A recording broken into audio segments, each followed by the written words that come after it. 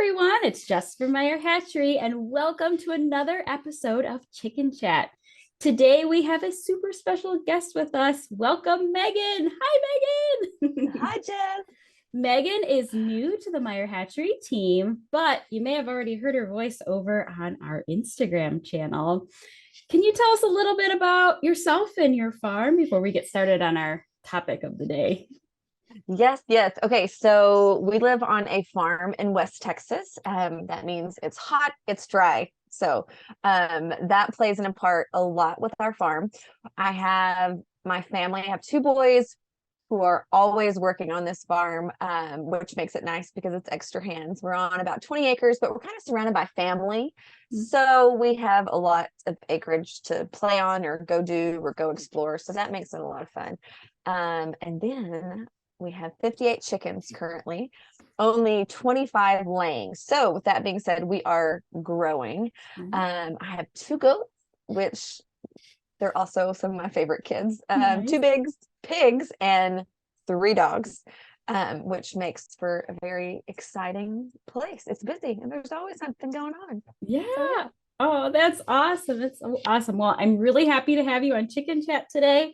And Me I'm really too. excited for some of our future videos to learn a little bit more about Texas. I am in Northeast Ohio, so I'm really excited to see your videos coming up. So this is pretty cool. Yes. So today we're going to talk a little bit about our spring do-it-yourself projects. So what we're doing on our farms. And I thought it would be good to start with, are you adding new breeds to your flock this year?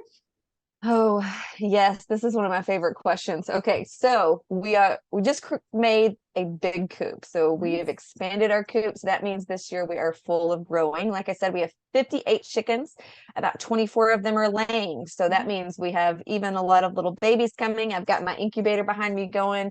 And then I've kind of gotten into the Marins, and we're adding the splash Marins, the golden cuckoo Marins, the Wheaton Marins. Let's see, I probably forgot one or two, but I have them coming from Meyer Hatchery and I'm so excited.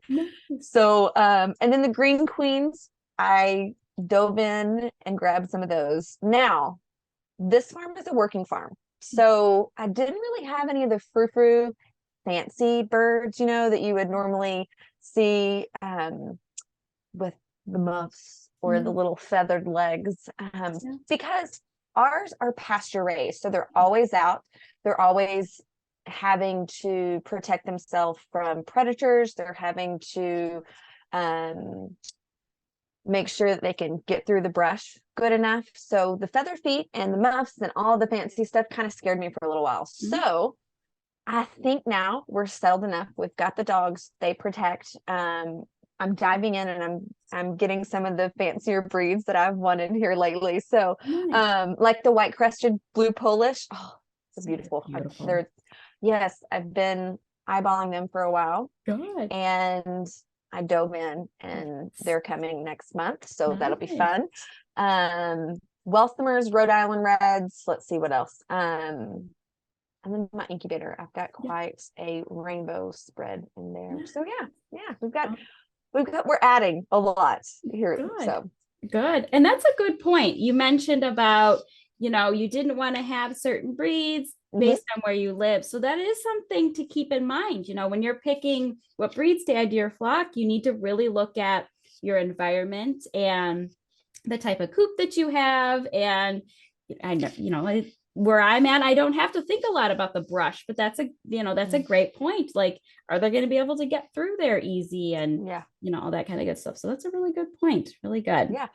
Okay. So what about you? What are you adding? I'm trying to behave this year. We've talked about that. I have a lot of chicken math going on here and I have a very full coop, but I could not resist some of our new breeds. So we've added the I am Samanis to our coop this year. Oh, they're gorgeous. We have some of the sapphire jewels and they are so fun. Oh, they're really fun.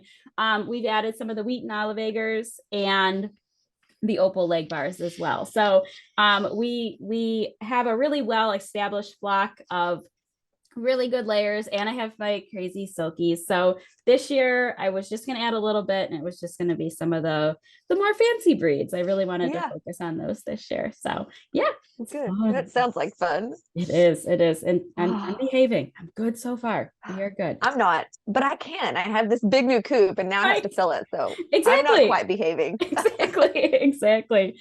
So as I said, it's springtime, and today we're going to talk a little bit about do-it-yourself projects. So I'm going to start with you. Do you have any special project? Well, you kind of mentioned you have a special project. So let's hear more about your project. Okay, this is a huge project. And it's taking a while and we're slowly but surely getting it. But we researched coops. We knew the space that we had now. We when picking a coop, it's more personal. You don't really realize how personal it is.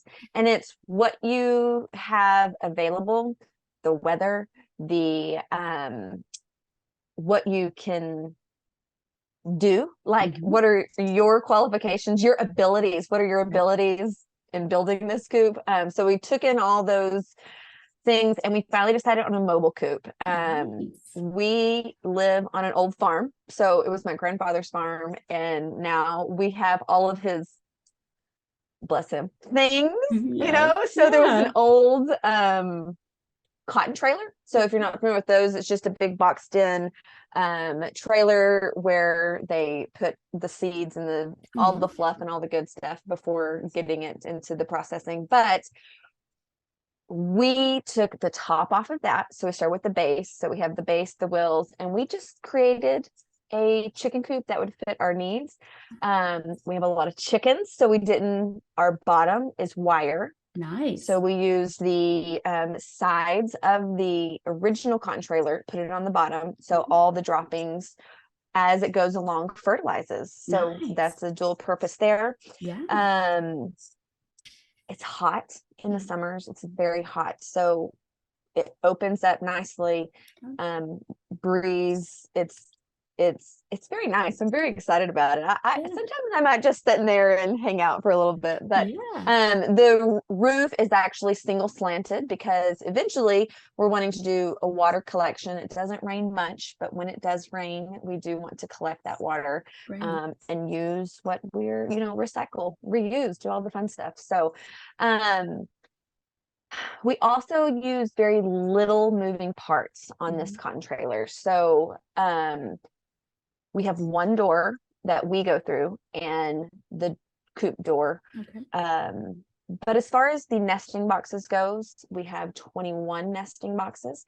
And we didn't do an outside door because we do have predators around. We wanted the least amount of chances, basically. So anything that the raccoons could get into, just those two doors, we hop up in there, we get the eggs. When we're inside the coop, I feel like it gives you a better idea of what's going on. You can see if there is any holes. You can make sure everything's falling correctly, see who's inside the coop or who's been hanging out in there, if you have a sick one or one that's not wanting to get out and go. Anyway, so it's a big coop. I don't have the measurements. I really, just think of a big trailer. I mean, it's pretty big. The back of it has a platform where we can put all the feed cans in it. But I'm very excited. My husband is very a jack of all trades, I guess I should say. So he was able to gather all the material.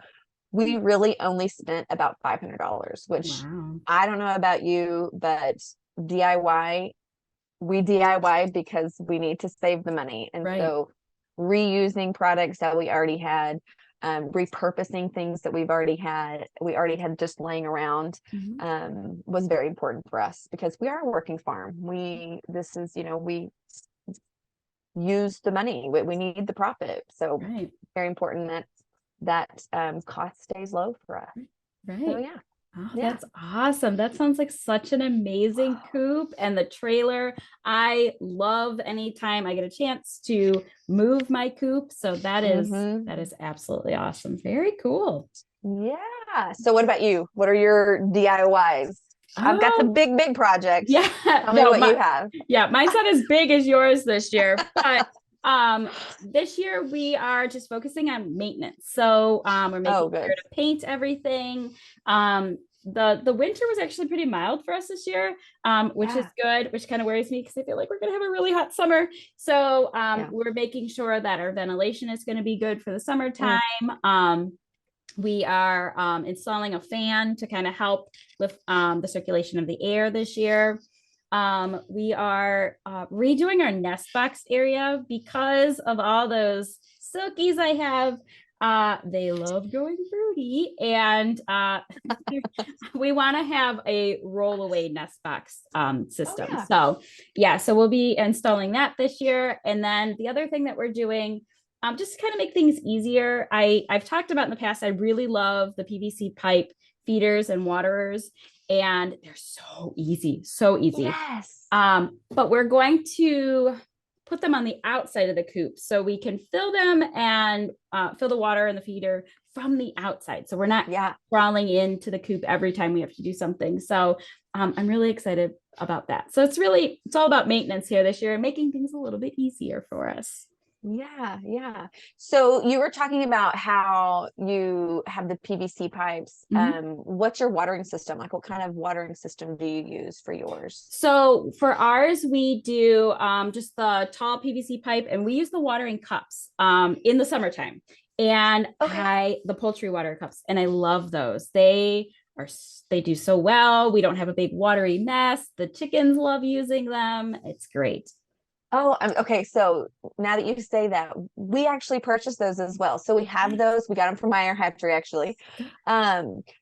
And that's what we plan on using, the single slope. So once we do the watering system, it'll go in a bucket, and then the bucket will go to the PC pipe and go along the bottom. So that's what we'll use for our watering system too. So that's exciting. That's cool. Yeah, super easy to use. The only thing that I've ever had to watch with those is, like, if you have a chicken that likes to kick the fresh bedding around, I always kind of make sure that the cups are clear, and it really does not happen that often, but every once in a while you'll get somebody that it's really excited after a cleaning and just kicks everything out. So So speaking of some of our favorite products, we mentioned the poultry watering cups. Are there any other projects or products that you like that we have here at Meyer Hatchery for do-it-yourself projects? Are you gonna make me only choose a couple? Yeah. Okay. just so we actually, for feeders on the edges of this trailer, the cotton trailer has like little things that stick out where we can hook on the feeders. So the feeders hang along the edges, and it just moves right along with the trailer. So we're not having to pick up and move each time we go. So it's just literally mobile. Everything goes once the trailer moves. And we actually use the Poultry Pro feeder kit. I was very impressed. Very impressed. It was so easy to use. We had everything that we needed. We had a drill. We had a 5-gallon bucket. I mean, really, who doesn't have 5-gallon buckets? Just they're everywhere. Oh Lord, that you don't even have to use only a 5-gallon bucket. There's multiple things that you can use for those feeders, and I think that's what impressed me. And we were putting it together, and I was kind of skeptical. I'm like, are you sure you're done? Are you sure this is all that you do? My husband was like, it's finished. It's done. We're finished. And so that was very impressive. We had our regular feeder and the new feeders, and I was very impressed how quickly they all figured it out and found it, and we're already off of the old feeders. So that makes it nice. So the buckets just hang on the edge of the trailer and kind of go on along with the trailer, which makes it a beautiful, easy feeding system. I'm very impressed. So when we were picking out this coop build, we wanted something that really worked for us. So we went through a lot of different styles, a lot of different blueprints. We went through chicken coops. It's 45 building ideas for housing your flock. Now, if you go through that, it has the layouts, why they did what they did, the specifics to the buildings. Anyway, it was great for the ideas to get exactly what we wanted. We could go through and, okay, I like how they did this ventilation. Oh, I like how they did this coop door.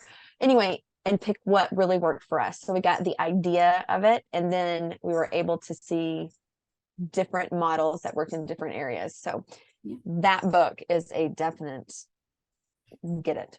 Absolutely. One of Yeah. my favorite products. That's great. And it is important when you're building, you're going to find things that you like. And I know when we built our coop, it was a lot of research and pulling from this plan and a little bit from this plan, and a little bit from this plan, and then really formulating what works for you. And you'll find throughout the years, you know, what works and what doesn't work for you. This year, maybe that feeder is going to work, but maybe next year you want to improve on it or a little. That's right. For me, that's like the exciting part of having a flock and having our farms, is that you're always learning. You're always trying new things and you're always learning. Some of my favorite DIY products, we already talked about those poultry watering cups. I also really like the frost-free watering nipples that we have because it gets so cold here. Those actually work really great for us, and we haven't had any problems with those. So I do like those. I love the DIY plans that we have. They give you the plans, what you need to do, all the cutting. And I love that broody hen coop that we have. I shared how I built it last year for my quail, and then I evicted my quail.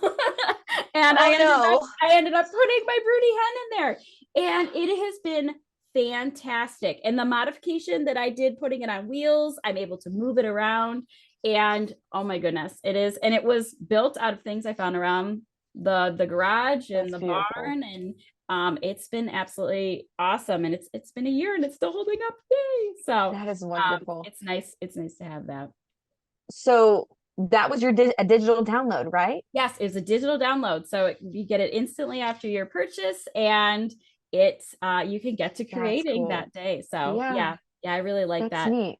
And then like you, I do love books, and I love the Backyard Homestead book of building projects, because there's just so many projects in there that will help inspire you on your farm and your homestead. So I really like that. I have a big collection of books for building to care to. I could probably build a whole addition to the house of just all the books that I've acquired. The gardening books and the cookbooks. Yep, absolutely. Well, I want to thank you so much for joining me today, Megan. I had so much fun talking to you and learning a little bit more about your farm and your projects. So thank you for watching. And thank you to everybody for following along with us today. If you have any questions, be sure to let us know in the comments below. As always, make sure to subscribe to our YouTube channel and click that bell so you're the first to know every time a new video has been released. Thank you for watching.